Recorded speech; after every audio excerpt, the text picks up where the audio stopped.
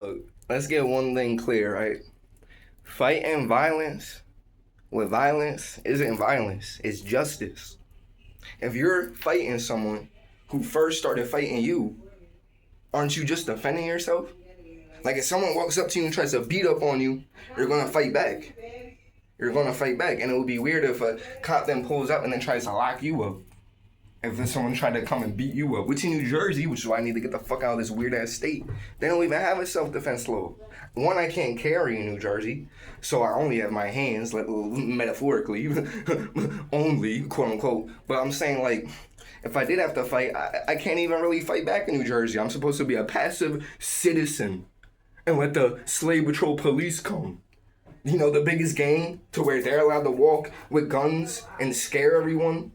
They love walking. They walk with their guns on their hip. They show their guns all they want in any state, any jurisdiction, any area. The biggest gang, the biggest crooks, they'll walk around with a gun all day. If you're comfortable with a cop having a gun, which is the same thing you are, just with a few months, because they only really go through a few months of training, if that, no psychological evaluation, no deep check on their mental, no deep background check to know if these people even deserve to have that level of power. So majority of cops are narcissistic, power-hungry people who use the law to oppress, be racist, be judgmental, and do what they want to do and go above the law. They want to be above the law and work within the system. They want to be a part of the system. And when you're a part of the system, you tend to not be subjected to the system, right? Because the system is used to police the general populace. The ones putting the system in place to police the general populace, they're behind the system, invisible to the system.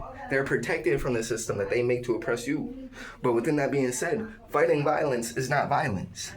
Peace to the late guy who transcended Malcolm X. He might even be back in the realm in a different body. A lot of souls are back in the realm. We talk about Fred Hampton. We talk about a lot of the martyrs who were killed, right? Marcus Garvey, all of them. They're probably right back in the realm right now. What do you think American Gods was talking about?